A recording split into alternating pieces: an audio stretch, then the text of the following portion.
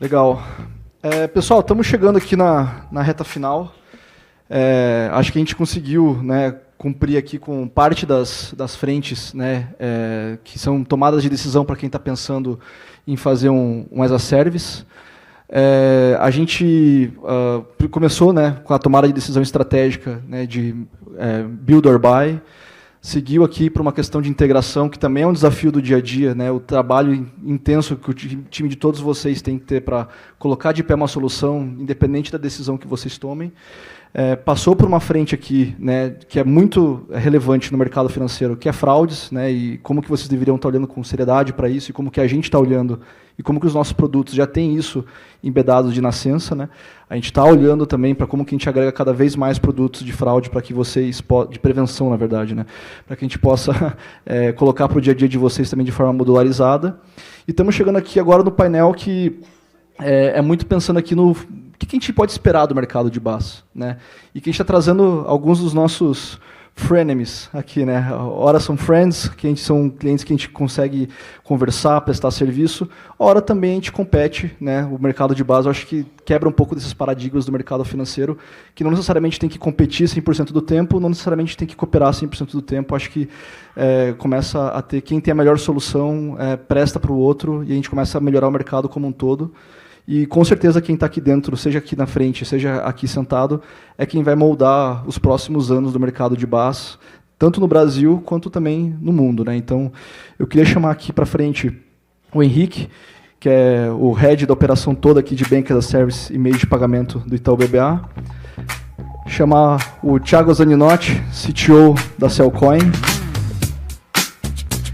Carlos Benites, vulgo Carlão, da BMP Money Plus. E o Pedro McDowell, da K-Tech. Valeu aí, pessoal.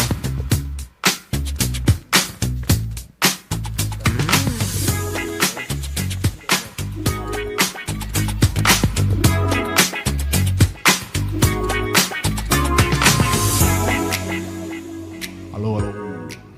O Davi comentou lá no início que ele era o mais perto do almoço e o mais longe do happy hour.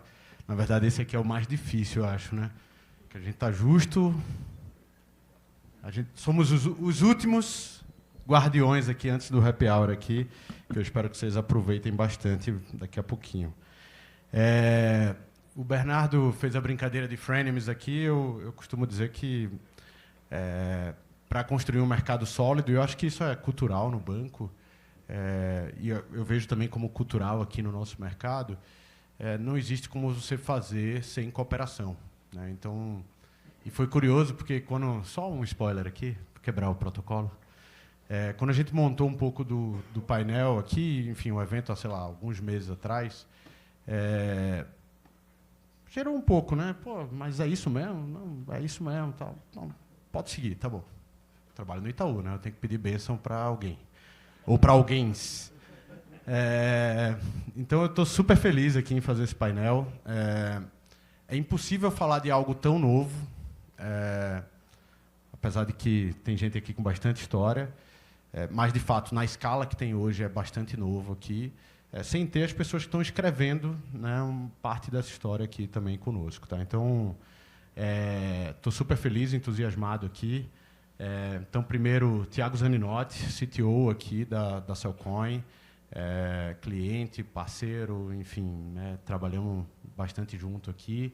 Carlos Benites, eu diria que talvez a lenda, né?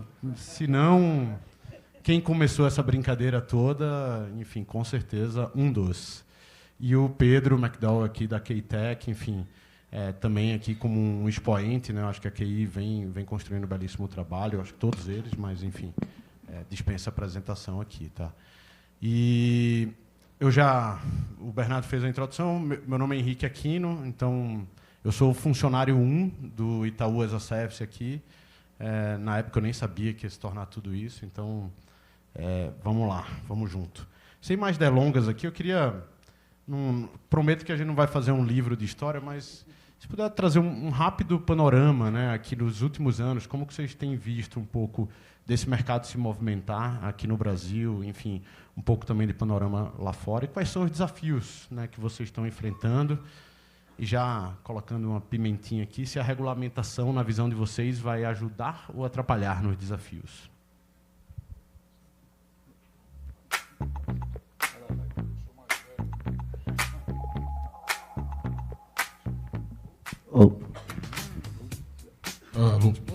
Eu que sou mais velho, eu começo, então.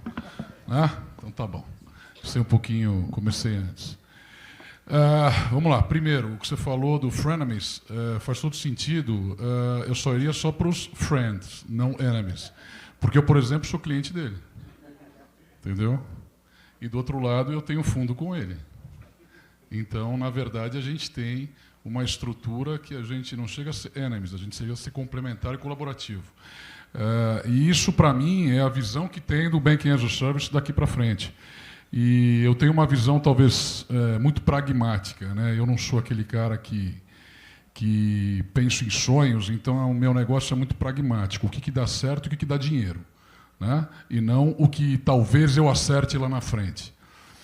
E tem dado certo. Vamos dizer que nos últimos 25 anos aí eu tenho acertado mais do que eu errei. A minha visão do Banking as a Service é que não vai existir mais Banking as a Service. E que simplesmente todas as instituições financeiras vão estar integradas dentro de um ecossistema único, onde você talvez identifique, talvez não identifique quem é a instituição financeira que está lá, né? Que você vai consumir produtos e serviços através de um ambiente, podem chamar de super app, eu já acho que o app não vai existir mais, podem chamar do que for, mas eu acredito num ecossistema. Onde você vai integrar serviços relacionados à tua atividade profissional, à tua atividade pessoal, ligada a entretenimento, família, dados e afins, e vai seguir por esse caminho. Em relação à regulação, que é o mais importante, aqui a gente tem 3 empresas sérias, organizadas, mas tem uma turma meio picareta, vou usar a palavra correta, no mercado. E, infelizmente, esse largo espaço que tem no mercado não controlado, ele pode prejudicar esse ambiente que a gente está construindo, né? Então, faz todo sentido o Banco Central se preocupar com isso, tá? Entretanto, o Banco Central primeiro precisa saber o que é isso, né? É a primeira coisa, eles precisam aprender o que é isso. A partir do momento que eles aprendem, eles conseguem regular. Hoje, eles não conseguem fazer isso. E autorregulação já foi provado que, infelizmente, Fusquinha e Scania no Brasil não conseguem parar na mesma vaga, né? Então, acho que é mais ou menos isso para começar. Boa. Bom, em primeiro lugar, obrigado pelo convite. Tá aqui num painel só com super feras aqui, grandes empresas, e como o Carlos falou, né, a gente, mais do que competir em algumas áreas, a gente tem colaboração e juntos, a gente, pelo menos nós aqui na Sequência, sentimos parte dessa história também, junto com o que a QI e a BMP vem fazendo. E é muito legal essa provocação, quando eu vi pela primeira vez, porque todo mundo falou, pô, mas que provocação? Eu falei, não, eu acho que se a gente não juntar, né, e a gente olha os mercados, a gente usa aqui muito, para nós, o benefício da máquina do futuro, né, que a máquina do futuro é olhar para o mercado maduro e ver o que aconteceu lá, para a gente tentar, de alguma forma, fazer a coisa diferente e melhor. E o que a gente tem visto, né, talvez até para fazer um contexto e nos colocar aqui numa posição de poder falar um pouco da condição atual, a gente viu, por um lado, vamos dizer, uma trilha regulatória correndo de uma maneira bem estruturada, principalmente no mercado europeu, né, com a fundação da Comunidade Europeia e a necessidade da livre movimentação financeira. Dali surgiu a primeira diretiva de serviços de pagamento. A partir da diretiva de serviços de pagamento, a gente viu o Open Banking nascer, né, quando os bancos foram forçados, de alguma forma, colocados à força para abrir os seus sistemas bancários e permitir a portabilidade de dados. E, do outro lado, quando eu puxo ali a história, por mais irônico que pareça, a gente foi provocado por 2 empresas chinesas que mudaram o mundo com a ideia do Embedded Finance, né? Que foi a primeira foi a Alibaba, que de alguma forma ela trouxe embedou pela primeira vez com a dificuldade, porque o chinês não tinha crédito, então ele resolveu fazer o crédito para o chinês e fez uma parceria com o banco. E aí eu também começo a entrar aqui num ponto que eu convirjo com o Carlos, que eu acho que esse é só uma transição para uma coisa muito maior, que é você ver as empresas entendendo a necessidade de colocar fluxos, casos de uso financeiros dentro do seu dia a dia, e a gente foi vendo isso evoluir, depois o WeChat, as Big Techs, e a gente chegou agora num momento em que, na verdade, você tem, de um lado, um pêndulo muito puxado, que é o pêndulo do regulatório, e o outro lado, que é um pêndulo mais aberto, do Embedded Finance, que está também, de uma forma mais, eu não diria a palavra talvez seja leniente, mas um pouco mais solto, né?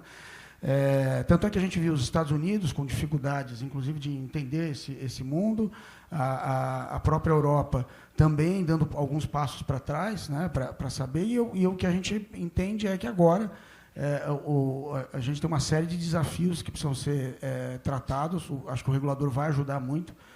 Dentre os desafios, acho que, por incrível que pareça, eu peguei hoje as palestras, eu falei, parece que eles olharam, eu acabei de sair de um evento da Deal Room, lá na Europa, e eles estavam falando dos 3 principais desafios. Ele falava de integração tecnológica, falava de segurança e compliance, e, no final, a clareza regulatória.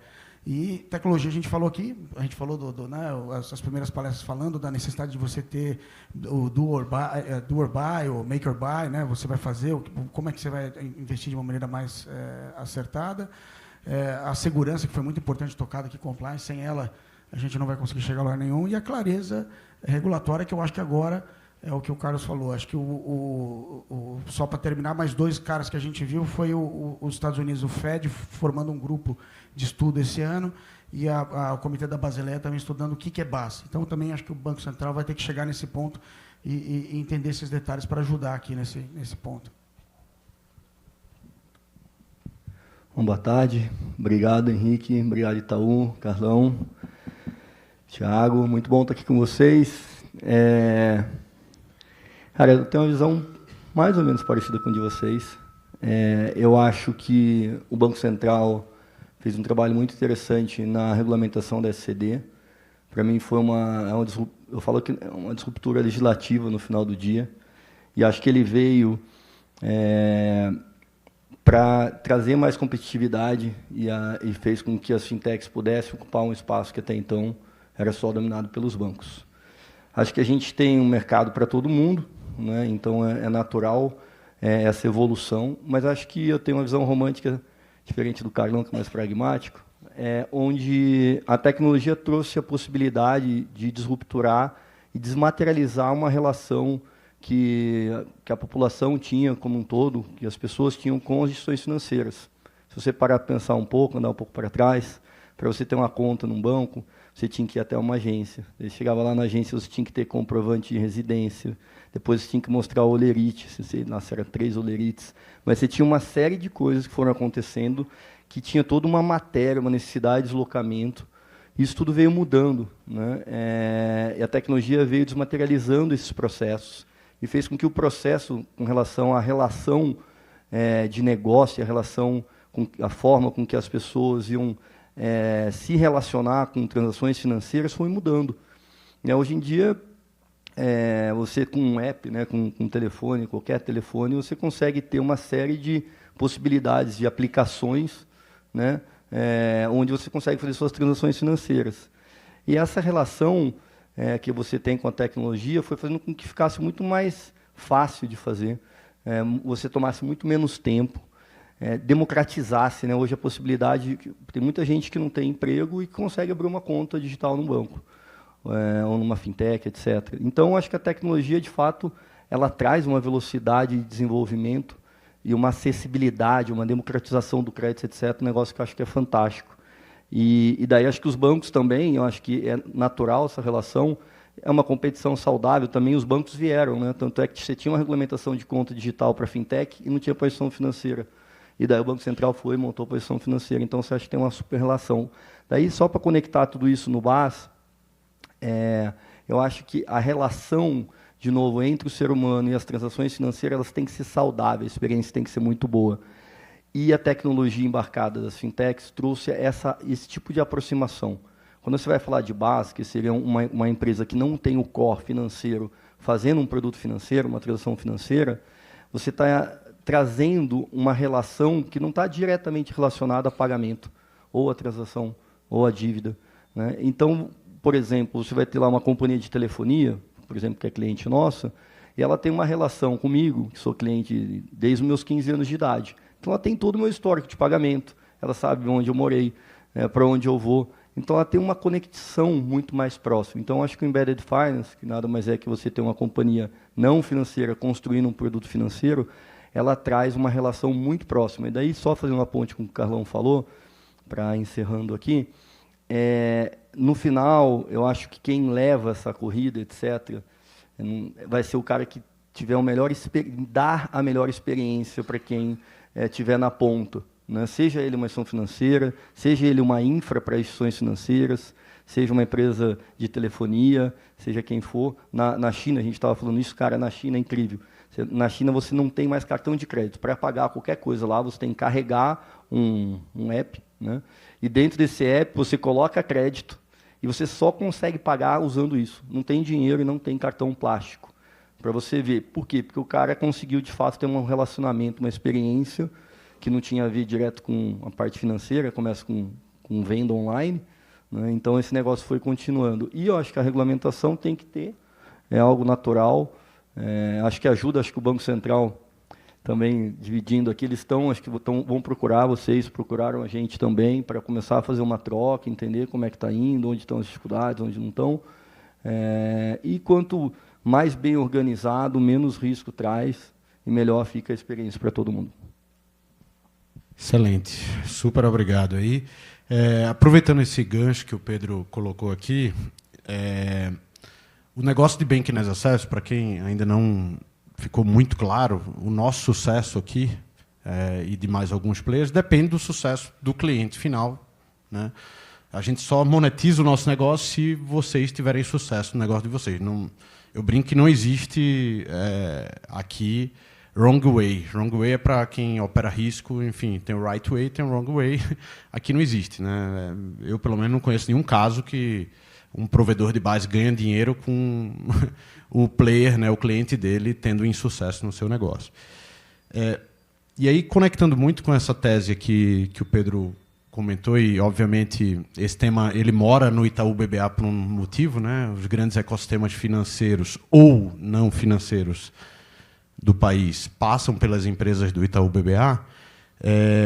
Eu queria perguntar o seguinte, né? E eu só vou dar uma pimentada, não estava no meu script aqui, não. A gente recebe um monte de cliente lá e não tem nenhum problema, tá? Porque vários a gente vê que depois de um ano, etc., vai maturando ali e vai evoluindo. Que sonha em montar seu banco do nada, né? E, putz, não tem nenhuma ideia estruturada. Aqui a gente tem dois públicos. A gente tem grandes bancos, instituições de pagamento, enfim, etc. E tem um público, obviamente, que está um pouco mais no início dessa jornada. O que é que vocês veem aí, cada um com sua experiência aqui, né, que determina o sucesso ou insucesso, né, dessa jornada para quem está ou mais avançado nela ou no início, né? Seja escolhendo um player de base para processar uma transação, seja no início, de fato, montando o seu novo banco digital ou a sua plataforma de soluções financeiras embedadas e assim por diante. Vamos lá, vamos trocar. A gente, na história da Sequoia, a gente vem acompanhando, pelo menos nos últimos 5 anos, uma grande movimentação, né? A gente tem mais de 400 fintechs hoje como clientes, e a gente já viu de tudo, né? A gente já viu histórias, como você falou, de gente que chega querendo montar o banco digital, e foi engraçado porque esse ano eu fui no evento da Visa, e eles estavam batendo muito no Gen Zers, né? na geração Z, né? E como eles trocam de uma maneira muito rápida, né? O banco como troca de aplicativo, né?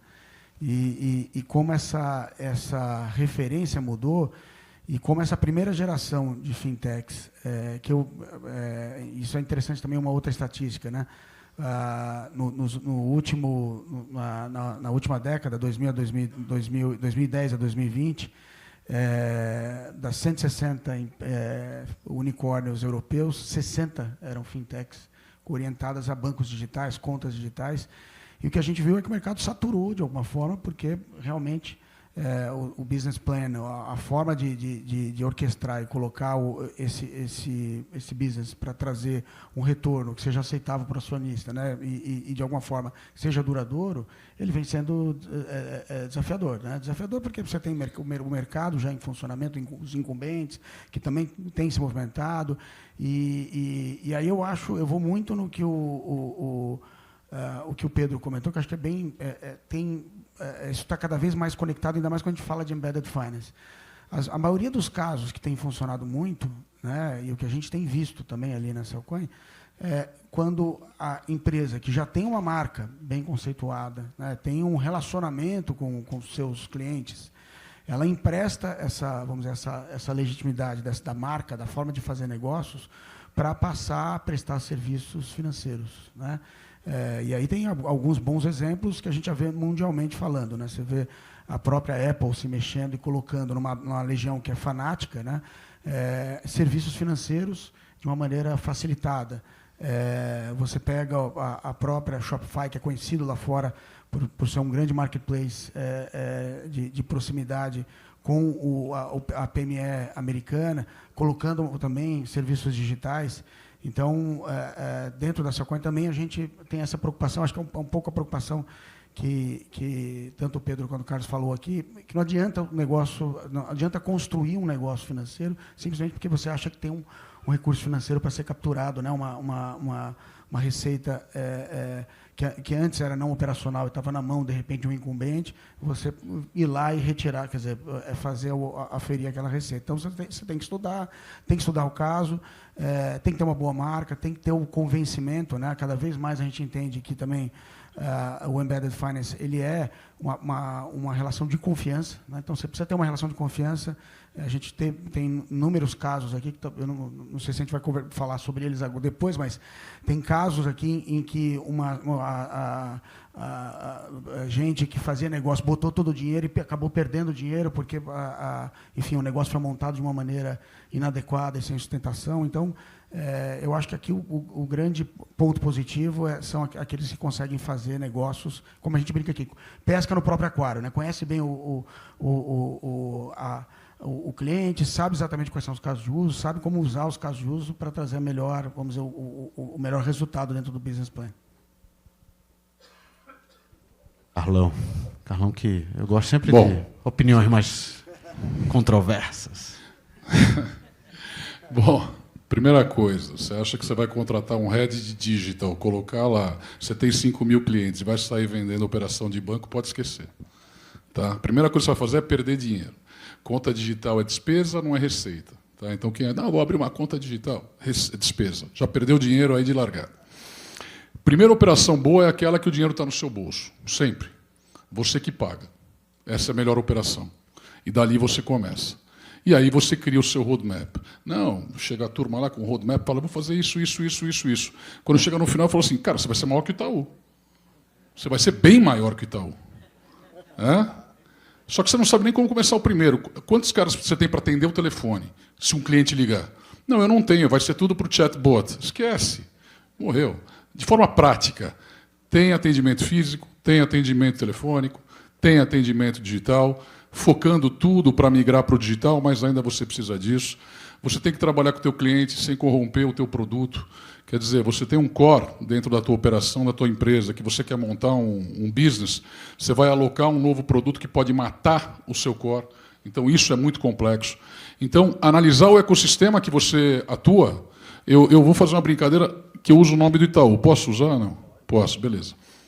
Você tem um carro, aí você vai arrumar esse carro numa oficina mecânica, e esse cara é cliente do Itaú. A oficina mecânica também é cliente do Itaú. O cara que vendeu a peça, que é o distribuidor de peça, também é cliente do Itaú. A fábrica de peça é cliente do Itaú. O cara que vendeu a matéria-prima também é cliente do Itaú, porque o Itaú é grande.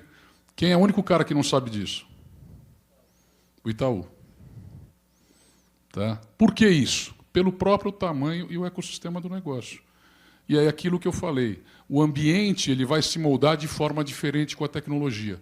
O Itaú vai estar em todos os lugares. E ele vai saber muito mais que nós três aqui, logo, logo. Você pode ter certeza absoluta disso. E aí você vai poder consumir produtos e serviços em qualquer lugar, independente de quem está te dando o recurso ou não. Né?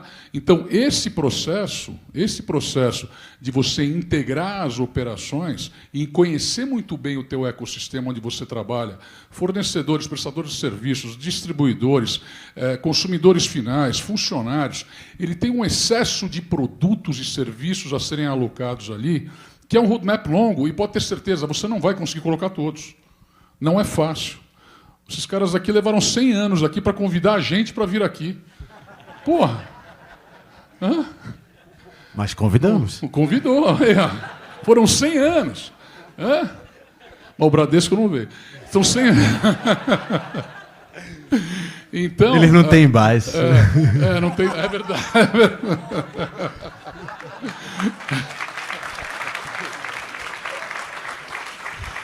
Então, tudo está relacionado. O mercado financeiro é um negócio que leva tempo.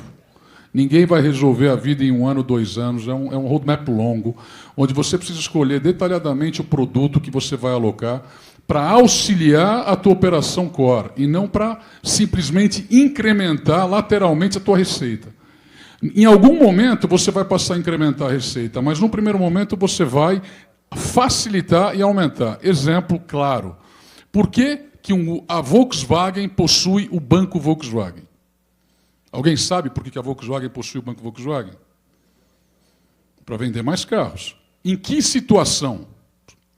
Vamos supor que você é o Banco Itaú, outros bancos ABC, e você está lá financiando os carros da concessionária Volkswagen. Até que um belo dia você tem um impacto, um risco sistêmico, uma crise sistêmica pesada. Todos os bancos resolvem suspender crédito. O que acontece com a concessionária Volkswagen? Não vende mais nada, porque não tem financiamento. Então, o banco da montadora nada mais é do que esse novo ecossistema que está sendo montado para ele auxiliar diretamente qualquer atividade econômica que tenha necessidade de incrementar as suas vendas, o seu serviço ao consumidor final e o seu processo todo. Aí, ó, Recarga Pay. O trabalho desses caras é fantástico.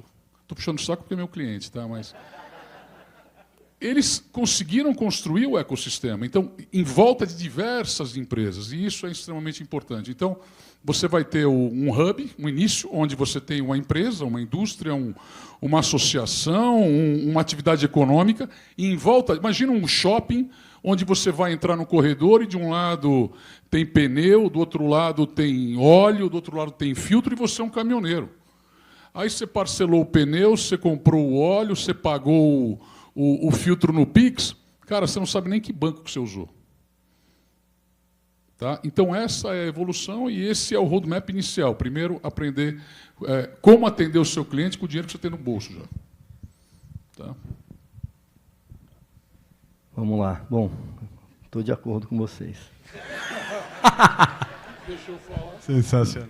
Mas, só trazendo uma visão aqui, para mim, o Embedded Finance, para funcionar, você tem que trazer alguma coisa, ofertar alguma coisa que aquela população, aquele cliente não tem. Né? Então, sempre tem uma coisa que a gente fala em Fintech, qual a dor que eu quero resolver, né? Ou qual a oportunidade que eu tenho. Então, antes de montar, antes de pensar em querer ter o teu banco, construir o teu banco, você tem que pensar nisso.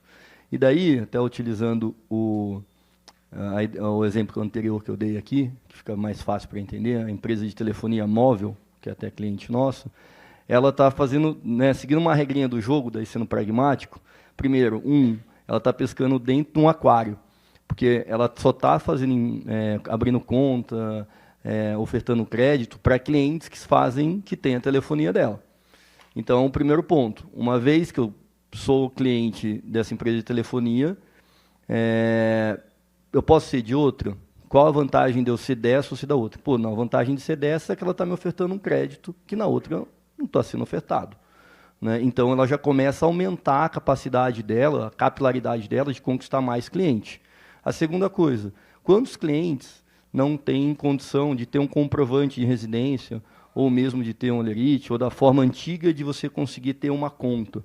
O celular, acho que no país a gente tem tem 200 ou 250 milhões de celulares, tem mais do que habitante. Por quê? Porque tem gente que tem 2, 3, 4 celulares. Né? Então, ou seja, esse mercado, né, esse aquário é um aquário grande para se pescar. E muitas dessas pessoas não têm condição, até então, de conseguir abrir uma conta. Né? E daí você está fazendo uma outra coisa que essa companhia está fazendo, que é democratizar o crédito. Ela está dando acesso a quem nunca teve uma conta bancária, tem 20% da população que não tem conta, ela está dando acesso, então o cara junto do celular, ou seja, de novo, faz parte do ecossistema. Né? Então, para o Embedded Finance funcionar, você tem que, de fato, conseguir, né, trazer um diferencial, identificar qual é o aquário que você vai estar pescando, né? E, por último, você tem uma relação, de novo, de experiência. Eu volto a bater na história da experiência, que, para mim, quem ganha essa corrida é o que dá a melhor experiência, que faz com que o cliente possa se apaixonar mais, etc. Isso tudo somado à receita que isso vai estar gerando para a companhia de telefonia, vai fazer com que ela seja muito maior do que as outras, porque ela não só está trazendo telefonia, mas como está trazendo toda uma experiência. O cara não vai precisar entrar em diversos lugares, vai entrar num único lugar, e daí ela pode fazer cashback, ou seja, dar um monte de benefícios para aquele usuário, e faz com que ela saia muito mais na frente do que nas outras. Posso só complementar o Pedro, porque eu achei muito interessante o que ele falou de pescar, e eu acho que para quem está aqui é importante. Vamos lá, o banco, a instituição financeira, normalmente ela tem uma análise estática, ela tem uma análise creditícia baseada em dados financeiros que você tem dentro do teu relacionamento através de uma conta ou do teu relacionamento através de comprovação de dados. Tá? Nesse dado específico que o Pedro falou sobre você pescar num aquário, você tem um ambiente de análise comportamental. Isso é extremamente importante para quem é uma empresa não bancária. Tá? 92% dos bons comportamentos em ambiente comportamental, tá, conseguem automaticamente ter acesso a crédito. Então, vamos lá. Se eu aprovar 100 clientes via análise financeira, onde eu estou gastando dinheiro em consultas, onde eu estou analisando o ambiente estático, sem nada, simplesmente com informações comportamentais daquele meu cliente, eu consigo aprovar 92 clientes. O que isso significa? Que quando você está falando em ambientes não bancários, distribuindo produtos e serviços bancários, você tem uma força de análise de crédito, uma força de alocação de recursos, incremento do volume de crédito no mercado enorme. Porque a gente está muito pregado na instituição financeira especificamente e pouco olhando para o ambiente comportamental. Mas aí os dados... Vamos no básico, isso aí vai demorar um pouquinho ainda. Dado comportamental é extremamente importante. Então, se o cara entrega um produto direito, entrega na data, o produto tem qualidade, quando você vai olhar o Serasa dele está limpo, quando você vai olhar a volatilidade do faturamento dele está ok. Então, é extremamente importante essa informação. E nós, instituições financeiras, de um modo geral, não temos essa informação que uma empresa não bancária possui, que é o dia a dia com o seu cliente. Tem uma coisa só que você falou, agora me trouxe, a gente vai puxando, né? A gente tem 2 casos conhecidos de empresas. Uma é uma empresa aérea que melhorou a capacidade de venda de seguro, justamente botando. Óbvio que, às vezes, depois ela começou a enganar, botou ali o botãozinho, ela também avançou um pouco mais. Mas, quando se faz direitinho, tanto ela quanto uma outra empresa de logística que passou a fazer empréstimo para caminhoneiros, né? Conhecia a história de todos os caminhoneiros, o que eles faziam,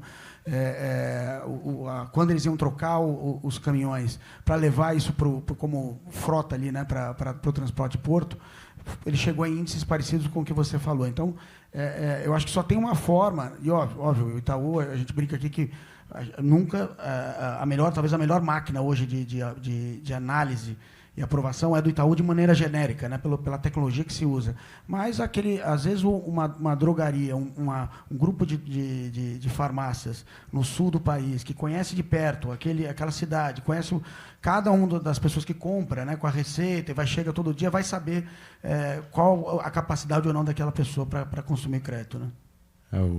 Só para complementar, eu acho que isso resume bem o porquê a gente entrou nesse mercado e a gente talvez queira dar o próximo passo aqui também nisso, né? Enfim, como que a gente complementa os dados que a gente não tem aqui, né?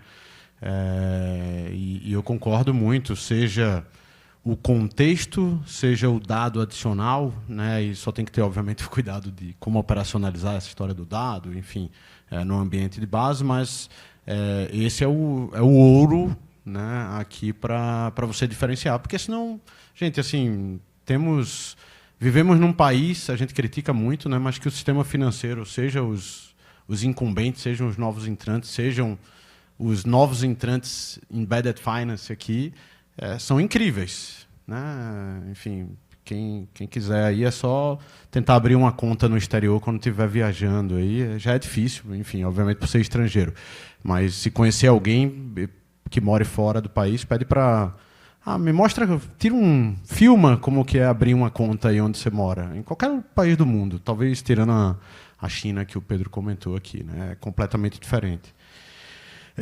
Bom, falando de um negócio não tão charmoso, né, mas que acho que é super importante, a gente viu recentemente o caso da Synapse nos Estados Unidos, então não sei se todos acompanharam aqui, basicamente uma empresa, né, que pediu lá o Chapter 7, se eu não estiver enganado, que é o equivalente a um RJ aqui, que deixou bastante gente na mão. Ela era empresa de BaaS, ou não era, na visão de vocês, assim como nós aqui, e o mais importante, né, que riscos aqui os parceiros têm que, na opinião de vocês, avaliar na hora de contratar, enfim, ter um parceiro aqui para prover serviços financeiros, né? Quer que eu começo? Acho que essa pergunta mais feita para todo mundo, para nós aqui, cansamos de responder, né? Da imprensa e tudo mais. Eu acho que seria interessante até, fui responder para um cliente, que um cliente veio com a mesma pergunta para mim, mas como é que você vê? Eu acho que a gente tem que entender primeiro como é que funciona os modelos jurisdicionais, né? Quando você pega o modelo americano, ele é um modelo baseado no Charter Bank, né? As licenças são estaduais ou licenças nacionais. São licenças que elas tomam um tempo maior, mas enfim, você precisa ter um capital regulatório maior. Então, o modelo bancário lá ele já é bastante diferente, ao ponto de você enxergar nos Estados Unidos as primeiras empresas de base nascendo a partir de uma parceria entre as empresas que têm, né, os bancos que têm a licença charter, né, a licença bancária, que estão conectados ao FDIC e ao Fed, e esse meio de campo aqui fazendo a parte tecnológica. Então, é uma licença extremamente conectada à instituição financeira, e o que a gente viu na Synapse é que ela era, na verdade, essa camada do meio, né? Na Europa, a gente tem uma coisa um pouquinho melhor, que é as licenças de dinheiro eletrônico, ou as instituições com capacidade de movimentar dinheiro eletrônico, as EMIs. Não sei quantos de vocês sabem, mas, por exemplo, o Revolut, que é um banco bem conhecido lá fora, que provavelmente alguns de vocês devem ter conta. 40 milhões de clientes. Eles não têm licença bancária na Europa. Até hoje não saiu a licença bancária deles. Eles operam com uma EMI, com uma licença de instituição de emissão de moeda eletrônica, mas eles não podem custodiar dinheiro. Eles custodiam como parceiro. Então, já começa por aí, mesmo no modelo europeu, já vem um risco adicional, que é o risco do onboarding e da custódia numa empresa diferente. E aí a gente chega aqui no Brasil, que acho que o que o Pedro falou, para mim, e acho que é o benefício também da máquina do tempo, né? A gente olha, o nosso regulador também muito rápido, criou o papel de algumas instituições financeiras, né, aqui como a SCD, CFI, enfim, SCM, as IPs, né, que, de alguma forma, têm vamos dizer, o lastro regulatório de custódia, a movimentação da moeda eletrônica, a geração da moeda eletrônica e a movimentação, e de alguma forma, trazem mais segurança, porque elas não fazem só a camada de tecnologia, mas também a camada regulatória, né? Então, acho que isso dá uma sustentação muito maior comparando com esse caso. Bom, Um dia chegou um cliente meu, falou, eu preciso depositar 25 milhões na conta de vocês. Você me consegue uma carta de fiança? Eu falei, pô, como assim? Eu que sou instituição financeira? Não, pega uma carta de fiança de um banco de primeira linha. Aí eu até liguei para o Itaú, falei, bom, o Itaú, meu amigo, né, vai resolver meu problema. Mas eu fiquei com vergonha, né? Falei, porra, né? Aí o cara veio no dia seguinte, e aí? Falei, não tem carta de fiança. Aí ele virou para mim e falou, pode confiar em você? Falei, não. Claro. Quanto tempo você tem de mercado? Né? Quanto tempo você tem de mercado? Eu falei, daqui 20 anos você consegue confiar em mim. Estamos chegando já a 25 agora. Tá? Então eu acho o seguinte, sim, a gente está num país onde a gente tem entidades supervisionadas. Tá? O Banco Central deu uma balançada com essa agenda de inovação, que eu acho extremamente prudente, e não tem como você ser extremamente certo em tudo. Mas você consegue medir a capacidade do teu player sempre relacionado a patrimônio líquido, ativo e lucro, e resultado financeiro que a operação dá. Você nunca vai guardar dinheiro numa empresa que não dá lucro. Né? Eu, pelo menos, não. Posso até operar, mas não vou guardar dinheiro. Mas operar eu vou. Tá? Posso operar, mas não vou guardar meu dinheiro lá, porque se o banco não consegue dar lucro para ele vai dar para mim. Né? Aí você tem diversas visões. Eu estou falando como cliente, não estou falando como entendimento. Você tem um ambiente de growth, onde uma empresa faz investimentos e ela dá resultado negativo durante um período até que ela consiga crescer. Hoje, o Nubank está aumentando o volume de custódia de capital, mas durante anos ele pastou em relação a isso. Tá? Quem guardava lá era quem tinha 100 ou 500 reais, era o máximo. Tá? Então, eu acho que isso daí é importante. Agora, do outro lado, Synapse era uma infraestrutura técnica. Você contratou uma tecnologia, a empresa de tecnologia quebrou. Simplesmente assim, não tem nada a ver com a instituição financeira. Né? Então, acho que a primeira coisa é o seguinte, atende a minha demanda? Ok. Tem capacidade de me proteger na hora do problema? Então, se você olha a tua estrutura como banco e você tem reputação, tem transparência, tem sustentabilidade, tem robustez e pensa na tua estrutura para durar 100 anos, dificilmente você vai trazer um problema para o teu cliente. Dificilmente. Né? Se você tem uma visão diferente do teu cliente, aí sim você corre o risco, mas vai do teu cliente analisar isso. Então, eu acho muito difícil se você fizer essa leitura e você fizer essa análise, acho muito difícil você ter problema, tanto com uma instituição grande quanto uma instituição menor. Acho muito complexo. Tá? Vou ser rápido aqui. Como colocado aqui, ela não era instituição financeira por si, né? Ela era parte do processo do BaaS. E daí, só para entrar um pouquinho mais, o que acontece no final do dia, acho que quando você tem que procurar um provedor de infraestrutura, etc., uma instituição financeira que provê infraestrutura, como a gente, você tem que olhar uma série de coisas. Né? Como o Carlão falou, você vai ter que entender um pouco que se é uma instituição que tem um grande cofre, que vai fazer a guarda de dinheiro, né? A guarda de monetização, você precisa entender quem são, se tem credibilidade ou não, quantos anos estão ou não nesse mercado, ou seja, quem é que vai garantir essa história toda. Né? E daí, para isso, você tem balanço, você tem rating, você tem todo o histórico, você tem a quantidade de custódia que o cara já tem. Né? Então, você tem uma série de indicadores para poder escolher. E o grande ponto é que, no final, quando a gente foi montar a instituição financeira, a QI, eu sempre falo, mas como é que controla isso tudo? Né? Então, você precisa ter, você indo direto não à instituição regulada, na regulada você tem uma série de regras, uma série de formas de contabilizar, que faz com que você tenha uma segurança. No caso da Synapse, ela não era uma instituição financeira regulada, ela era uma infraestrutura de tecnologia. Então, o que aconteceu lá é que o que ela dizia que tinha de depósito para cada diferente correntista, vamos chamar assim, não batia com a contabilidade com que ela tinha quando ela espelhava o que ela tinha de fato no banco final.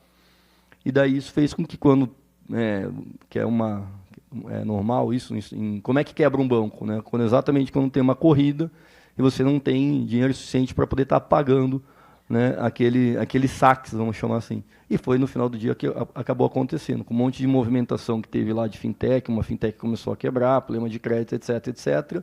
Não bateu o contábil né, que ela fez junto ao banco e com que ela espelhava para o cliente. Né? Daí isso fez com que ela, de fato, tivesse esse problema de liquidez e vamos ver como é que isso vai ser resolvido daqui para frente lá nos Estados Unidos.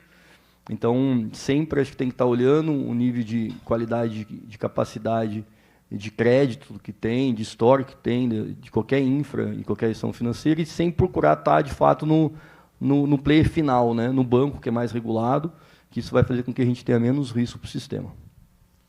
Boa. Bom, chegando aqui na última pergunta, e aí, de fato, pedir aqui um pouco para vocês, o que é que vocês imaginam que são aqui a nova fronteira, né? Assim, e aí eu já vou puxar aqui a fila, né? A gente tem aqui 2 players mais especialistas, talvez, em crédito. É essa a próxima jogada, no bom sentido aqui, né, para Embedded Finance. A gente vê já, obviamente, alguns casos relevantes, mas ainda bastante dificuldade. Obviamente que talvez quando a tecnologia habilitou, por fim, o crédito, veio uma crise macro, né, um pouco mais complexa aqui, mas olhando para frente, é crédito mesmo? Tem outras frentes que vocês imaginam? Como que vocês veem essa evolução do mercado? Posso ser o último? Não, posso falar. Quem aqui vai na Febraban? Então não vou dar spoiler. Vão ouvir lá só. Então eu vou falar aqui rápido. 3 stands na Febraban, Pedro. Eu vou estar com o 3. Carlão lá, né, Carlão? O Pedro vai fazer Quinta. vem junto. O Pedro vai fazer um painel com a gente lá. Vamos lá, vou falar pouco e deixar no ar, então. Só para ter um spoiler mental. Mas, assim, eu acho que o que a gente faz hoje já está obsoleto. Eu digo isso porque eu acho que, como eu falei da disruptura tecnológica anteriormente, com relação à desmaterialização da forma com que eram concedidos créditos, ou abertura de conta, ou relacionamento com instituições financeiras, eu também acredito que o que a gente faz hoje, no tempo, a tecnologia vai ficar tão comoditizada, se é que é possível dizer isso, que muitos poderão fazer. Isso vai trazer um acesso enorme, uma possibilidade de ter diversos players competindo e trazendo melhoras de experiências, melhoras de custos. Então, eu acredito muito que a tecnologia ela disruptura e vai continuar disrupturando. Com a AI entrando, né, vão existir eu acho que coisas que a gente paga hoje 10, você vai pagar 1, porque você vai ter muito mais eficiência na produção, na criação de valor. Dito isso, eu acho que o futuro está em a gente conseguir identificar e coletar o máximo possível de dados, e quem conseguir coletar esses dados e transformar esses dados em informações que sejam extremamente eficientes para a definição de um problema, esse cara vai sair na frente. Eu vou pegar um gancho aqui, só para deixar claro, né? E aí, se alguém discordar, porque eu vou começar essa última cobrar, vocês foram muito leves. Todo mundo pegando gancho. Essa última foi muito leve, então eu, pelo Itaú, vou ter que dar uma polemizada. A capacidade de crédito das pessoas não vão melhorar. Se achar que o Itaú, o Bradesco, o Banco do Brasil, o Nubank agora, a Caixa, enfim, é ruim de dar crédito, acho que aí você já tem que rever um pouco seus conceitos.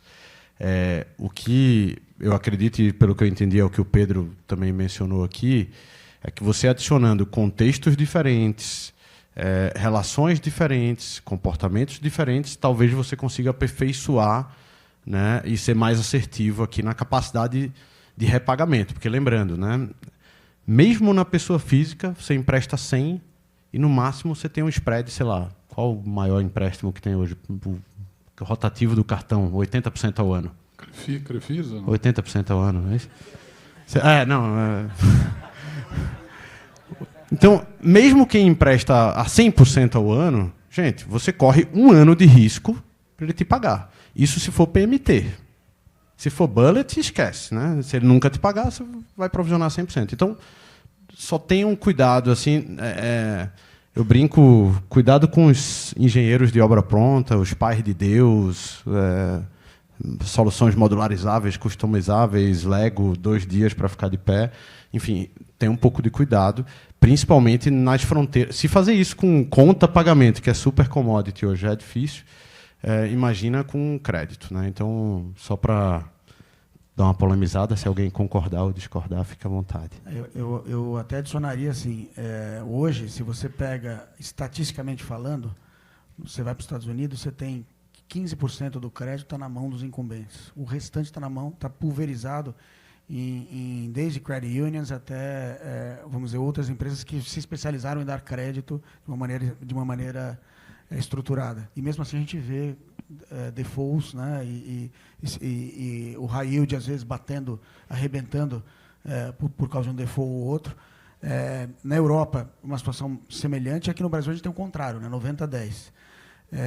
Só aqui já abre uma oportunidade, mas lógico, vamos dizer, com responsabilidade, e acho que a responsabilidade vem um pouco da mescla do que cada um de nós aqui trouxe. Primeiro, o Carlão, que a gente sempre tem uma aula, sempre quando eu venho aqui, é verdade, sempre tem a história do mercado, o Pedro, que vem fazendo isso também muito bem.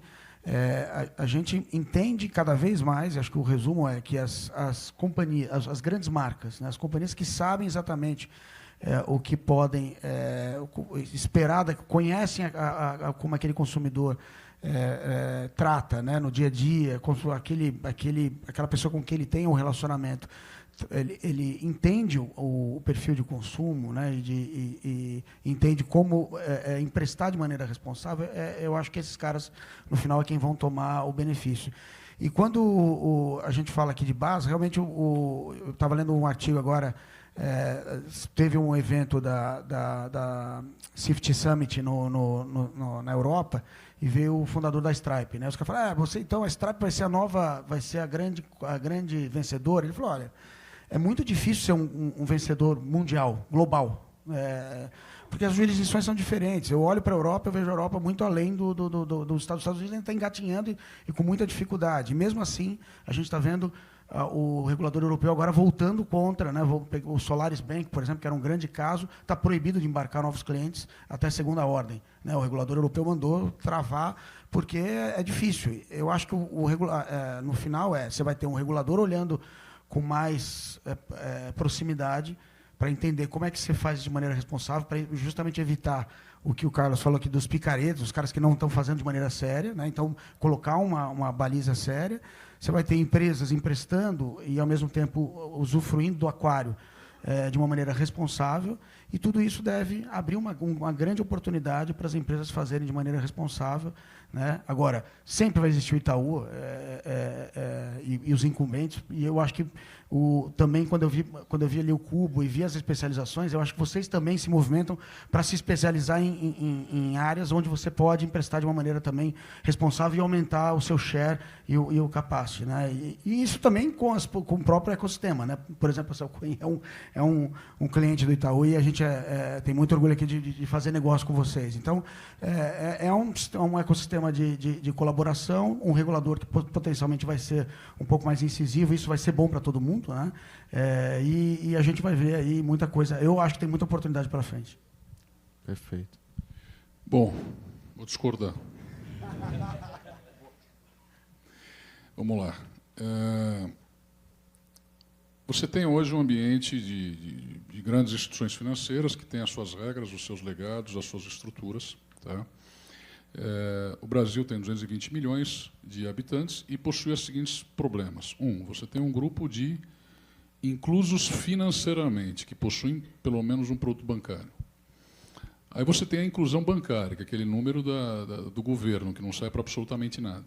Tá? Que é a turma que, em vez de guardar dinheiro na carteira, agora guarda dinheiro numa wallet. Tá? Então, esse número não serve para absolutamente nada. O número que serve é a inclusão financeira, aquele cara que usa o banco mesmo. Tá? Aí você tem o grupo que, de alguma forma, tem uma estrutura profissional que está fora do ambiente regulado, que não tributa, não emite nota, e você tem a turma que falta educação financeira. Tá? Essa turma que falta educação financeira, a chance de você acertar isso vai levar 50 anos. Isso aconteceu quando eu falei na minha faculdade, quando eu tinha 21 anos, e eu falei que ia levar 50 anos, já passaram 32 e nada mudou. Tá? Então, isso ainda vai levar. Esse pessoal da educação financeira, dificilmente as entidades privadas vão conseguir resolver. Senão, 50, 70 anos para resolver. Então, vamos lá. A gente tem um grupo de atendidos e um grupo de não atendidos. Tá? Perfeito. O de atendidos, dificilmente, uma estrutura incumbente vai chegar, uma estrutura nova vai chegar lá e tomar o cliente do Itaú. Não vai. Pode tomar uma operação um dia, mas não o cliente. Vai tomar uma operação um dia, uma operação outra, vai descontar uma duplicata, vai dar um financiamento de um carro, mas não vai tomar. Tá? Não vai tomar por quê? Você tem um custo de capital muito mais barato, você tem uma eficiência operacional muito mais barata, e uma estrutura menor ela tem volatilidade. Pronto. Ela sempre vai ter volatilidade. Não de perdas, mas ela tem volatilidade de interesses. Um dia ela pode estar focada num produto, ela não vai ser eternamente focada naquele produto. Ela pode alterar de acordo com o que o mercado vai, porque ela não tem força de dominar o mercado. Um Itaú tem a força de dominar o mercado. Então você vai trabalhar de outra forma. Você vai trabalhar o seguinte: eu tenho caras que nem o Itaú está querendo. Mas não é que ele não está querendo porque ele não quer dar, é porque ele não consegue chegar. E aí a gente fala de operações regionais, operações que possuem renda e operações que não possuem a devida visibilidade. Quando a gente fala que nos Estados Unidos você tem lá das novas instituições tomando 15% do mercado, é porque lá você tem visibilidade. Tá? E aí o digital faz com que isso aconteça. Aqui você não tem visibilidade. Ah, mas vai ter. Não, não vai. Não vai. Tá? Não vai ter. Vai ter daqui 10 anos? Sim. Então, daqui 10 anos vão haver novas tecnologias, novos processos, e a gente vai analisar de novo. A gente está falando agora. Agora, o business é esse. Então, tem como incrementar volume, não muito, mas tem como atender as demandas das instituições menores. Sim, tem como atender. Tem como atender a demanda de alguns clientes em grupos de forma regional. Porque eu vou atender melhor um cara regional do que um grande banco, que é a matriz do Banco do Brasil, por exemplo, em Brasília. Eu vou atender melhor do que o gerente da agência daquela cidade que não tira a bunda da cadeira para visitar o cliente. Ele não tira a bunda da cadeira para ir na empresa. Eu vou, de alguma forma, porque eu atendo eu como servicer, atendo alguém na região que tem interesse em atender aquele cliente especificamente. Então, existe como incrementar. Tá? Então, acho que a visão. E para finalizar do meu lado, a gente tinha em 2017 uma estrutura muito leve, eram meia dúzia de APIs, você conectava, operava, quem contratava você não sabia exatamente o que queria. Esse mercado foi migrando, e isso começou primeiro com as grandes plataformas digitais, Mercado Livre como exemplo. Dali a gente migrou para estruturas de empresas maiores, que começaram a investir no digital, mas não sabiam exatamente como queria. Grande parte delas focou em conta digital e perdeu dinheiro. E aí começaram a focar em produtos de crédito, saíram dando crédito e perderam dinheiro também, porque não se preocuparam com isso, porque o head de digital não é banqueiro, então ele não consegue resolver o problema. E agora eu acho que a gente está entrando num ambiente novo, num mercado novo, onde quem está contratando está sabendo que está contratando, ou pelo menos tem um roadmap, apesar que um grande grupo que fatura 400 bi ano, o CEO da operação virou para mim e falou: cara, eu não sei fazer isso, eu preciso de você. Exatamente isso. Quer dizer, a turma cai na real que precisa de apoio para isso. E aí vem o banco da montadora, que é o Banking as a Service, que vai suportar essa operação, não só na construção de uma política de crédito, na construção de uma política de desembolso, split de pagamentos, na construção de uma régua de antifraude. Quer dizer, tudo isso o servicer tem que prover como consultoria também. Olha, espera aí, eu quero fazer isso. Tá bom, eu vou desenhar para você. Tá, eu quero fazer aquilo, eu vou desenhar para você. Não necessariamente eu conheço o teu cliente, mas você vai ter que me fomentar isso. E outra coisa, não acha que você vai plugar uma tecnologia e o negócio vai andar sozinho, ficar sentado atrás da tela do computador e achar que vai andar. Tá? Precisa de um time envolvido full time na operação, brigando e chorando e apanhando todos os dias. Porque senão, esquece. Esquece, nem tenta, pula essa. Tá bom? Boa. Pessoal, eu acho que aqui a gente vai, de fato, encerrando. Eu vou quebrar um pouquinho o protocolo aqui, como eu mencionei no início, né? Eu fui o funcionário número 1 do IaaS aqui. Na época tinha que tirar o lixo ainda, tal, apagar a luz lá do 3.500. Estou super orgulhoso aqui. Eu acho que, primeiro, agradecer vocês, né? A gente só existe, como eu mencionei, o Banking as a Service, seja onde for a casa que ele resida, ele só existe se tiver cliente. Então, super agradecer os clientes aqui, enfim, todo mundo que passou, que ainda está aqui. Tem um happy hour ainda, mas também agradecer aqui o Thiago, o Carlão, o Pedro e todo mundo que passou aqui hoje com a gente. A gente quis fazer um evento, cara, para não ficar vendendo banco aqui, não é esse o objetivo. A gente consegue acessar vocês e falar com vocês o tempo todo aqui, então ia ser muito chato passar uma tarde aqui falando de produto, falando do Itaú. A ideia era, de fato, compartilhar um pouco desse mundo que está, né, há alguns anos aí em ebulição. Tragam feedbacks aí para o time comercial que atende vocês, como que a gente pode evoluir. A gente quer, obviamente, ter uma recorrência aqui de eventos e, óbvio, sempre com esse propósito de compartilhar além, enfim, junto com vocês. Então, super obrigado aí a todos. Mais uma vez, Pedro, Carlão, Zaninotti, super obrigado. Valeu.